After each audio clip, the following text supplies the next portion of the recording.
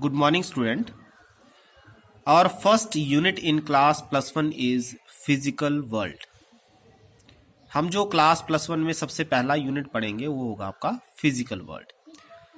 Physical world में हम सबसे पहले पढ़ेंगे व्हाट इज साइंस। तो साइंस कोई ऐसी टर्म नहीं है जो आपने पहले ना सुनी हो। साइंस कोई ऐसी चीज नहीं है जो आपने अपने सराउंडिंग में ना देखी हो। जैसे आप देखते ही हो, आपके पास इंटरनेट है, आप टेलीविजन यूज करते हो, आप कार यूज करते हो, इसके अलावा आप मेडिसिन ले रहे हो, न्यूट्रिशन ले रहे हो, सारी चीजें आपके किसका हिस्सा है? साइंस का हिस्सा है। ऐसा कोई पार्ट आपका नेचर में नहीं है जो साइंस से इन्फ्लुएंस्ड नहीं है।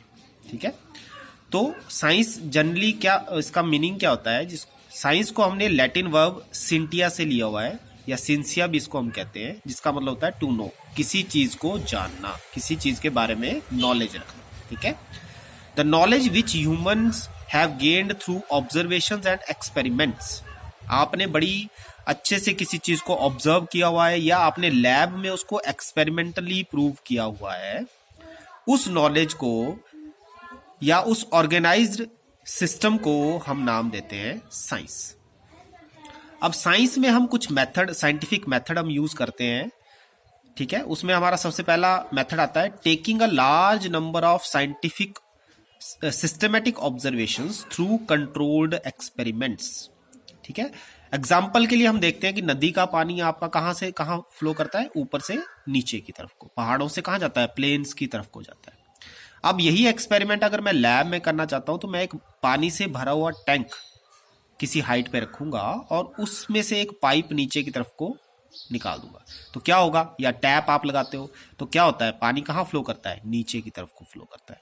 तो आपने क्या किया? नेचर के जो आपने ऑब्जर्वेशन की उसको आपने एक एक्सपेरिमेंटली प्रूव किया, तो ये हुआ कंट्रोल्ड एक्सपेरिमेंट। ठीक है, उसके बाद आपने उसको स्टडी किया क्वालिटेटिव एंड क्वांटिटेटिव रीजनिंग में। क्वालिटेटिव मतलब ये होता है कि जिस चीज को हम सिर्फ एब्स्ट्रैक्ट वे में स्टडी करते हैं, मतलब जिसका कॉन्क्रीट प्रूफ हमारे पास नहीं है। हमें आइडिया है कि ऐसा होता है लेकिन हम उसको दिखा नहीं सकते किसी को। ठीक है, जैसे इलेक्ट्रॉन्स, आपको पता है करंट फ्लो होता है ड्यू टू इलेक्ट्रॉन्स। इलेक्ट्रॉन्स की मूवमेंट होती है तो हमारे पास करंट का फ्लो है, लेकिन क्या हम इलेक्ट्रॉन को देख सकते हैं? नहीं, लेकिन हम करंट को ऑब्जर्व तो कर सकते हैं ना। या करंट को तो देखा तो नहीं जा सकता लेकिन ऑब्जर्व किया जा सकता है। ठीक है, और दूसरा आता है आपका क्वांटिटेटिव रीजनिंग। क्वांटिटेटिव रीजनिंग में आता है जिसमें हम मैटर को देख सकते हैं। जैसे फुटबॉल मूव कर रहा है, तो मूव कर रहा है तो फुटबॉल दिखाई देता है ना, तो दैट मीन्स वो आपकी क्वांटिटेटिव रीजनिंग में आ जाएगा। अब आपने थर्ड फॉर्म आती है मैथमेटिकल मॉडलिंग। तो आप जब किसी चीज को स्टडी करते हो तो उसका एक मैथमेटिकल रिलेशन बना देते हो। मैथमेटिकल रिलेशन में हम जनरली बात करें, जैसे 10th क्लास में आपने ओम्स लॉ पढ़ा हुआ है। ओम्स लॉ में हमने पढ़ा था V = IR, अगर आपको ध्यान में होगा। तो वो क्या हुआ? वो आपका एक मैथमेटिकल मॉडलिंग उस कंसेप्ट की होगी, वोल्टेज और करंट की। फिर नेक्स्ट आता है उसका थ्योरेटिकल प्रेडिक्शन। थ्योरेटिकल प्रेडिक्शन में हम देखते हैं कि मैथमेटिकल मॉडलिंग जो आपने की है या जो आपने पहले कोई ऑब्जर्वेशन की है उसमें कोई चीज छूट तो नहीं गई, ऐसा कोई कंसेप्ट रह तो नहीं गया है जो हम उसमें एक्सप्लेन नहीं कर पाए हैं। ठीक है, उसके बाद आपके पास आता है नेक्स्ट वेरिफिकेशन और फॉल्सिफिकेशन ऑफ मॉडल। किसी साइंटिस्ट ने कोई मॉडल तैयार किया, ठीक है, उसकी फिर वेरिफिकेशन की जाती है, उसको चेक किया जाता है कि क्या ये मॉडल सही है या कहीं ये मॉडल गलत तो नहीं है, कोई चीज गलत तो नहीं डिफाइन कर रहा है। Science is ever dynamic. Science आपकी डायनेमिक कंसेप्ट है। साइंस में कोई चीज फिक्स नहीं है। ऐसा नहीं हम कह सकते हैं कि कोई थियरी अगर आ गई तो वो फाइनल थियरी होगी, नहीं, उसको आप चेंज भी कर सकते हो फर्दर स्टडी करके, उसके ऊपर फर्दर एक्सपेरिमेंट्स करके। ठीक है, और कोई भी साइंटिस्ट ऐसा नहीं हुआ है जिसको आपको क्वेश्चन नहीं किया जा सकता, जिसकी थ्योरी को क्वेश्चन नहीं किया जा सकता। कर सकते हैं, जैसे आप देखते हो न्यूटन्स के लॉ हैं जो आपके क्वांटम फिजिक्स में आके फेल हो जाते हैं। ठीक है, न्यूटन्स के बहुत सारे लॉ ऐसे हैं जिनको आइंस्टाइन ने फेल कर दिया था। तो ऐसा नहीं है कि न्यूटन ने जो लॉ दे दिए थे वो फाइनल थे, उनको बाद में फेल भी किया गया है। तो आप किसी भी साइंटिस्ट के लॉ को क्वेश्चन कर सकते हो। उसके बाद हमारे पास टर्म आती है व्हाट इज फिजिक्स। तो साइंस तो आपकी बहुत सारी चीजों का टॉपिक का कंसेप्ट है, जैसे आपके केमिस्ट्री है, बायो है, फिजिक्स है, ज्योग्राफी है, ये सब साइंस के पार्ट है। तो उसमें से हम सिर्फ जो हम स्टडी करेंगे वो है सिर्फ फिजिक्स। तो फिजिक्स को अगर हम स्टडी करते हैं, what is physics? Physics generally means nature, ठीक है।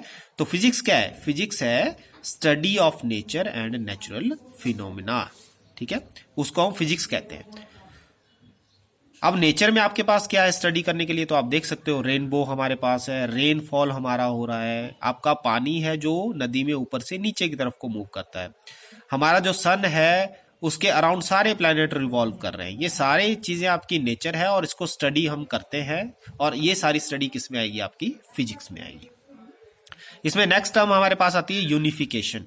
यूनिफिकेशन का मतलब होता है कि आप क्या करते हो, बहुत सारे फिनोमिना को कुछ कंसेप्ट या लॉ में कन्वर्ट कर देते हो, या उनको एक लॉ बना देते हो उन सब फिनोमिना को जो एक्सप्लेन करेगा। तो जैसे हम लॉ ऑफ ग्रेविटेशन की बात करें तो लॉ ऑफ ग्रेविटेशन से हम बहुत सारी चीजें एक्सप्लेन कर सकते हैं। जैसे एग्जांपल के लिए एक सेब पेड़ से नीचे गिरता है, वो क्यों गिरता है? Because of law of gravitation. आपके जो सैटेलाइट हैं वो प्लैनेट के अराउंड रिवॉल्व करते हैं। आपने सैटेलाइट सुने होंगे, इनसेट आपके बहुत सारे सैटेलाइट जाते हैं, ठीक है, जिनकी वजह से हम क्या कर सकते हैं? वेदर फॉरकास्ट कर सकते हैं, कम्युनिकेशन आपकी हो रही है मोबाइल से, या आपके टेलीविजन वर्क कर रहे हैं। ये सारे आपके क्या हैं? सैटेलाइट्स हैं, जिनको आर्टिफिशियल सैटेलाइट हम कहते हैं, और ये आपके अर्थ के अराउंड रोटेट कर रहे हैं, ठीक है। और मून आपका नेचुरल सैटेलाइट है जो अर्थ के अराउंड रोटेट करता है। तो ये सारे के सारे जो रोटेशन हो रहा है सैटेलाइट का, ये क्यों हो रहा है? Because of gravitation. फिर सन के अराउंड सारे प्लैनेट रोटेट करते हैं, ये भी क्यों रोटेट करते हैं? Because of law of gravitation. तो आपने देखा कि सिर्फ एक लॉ ऑफ ग्रेविटेशन से हम नेचर के बहुत सारे फिनोमिना को एक्सप्लेन कर रहे हैं।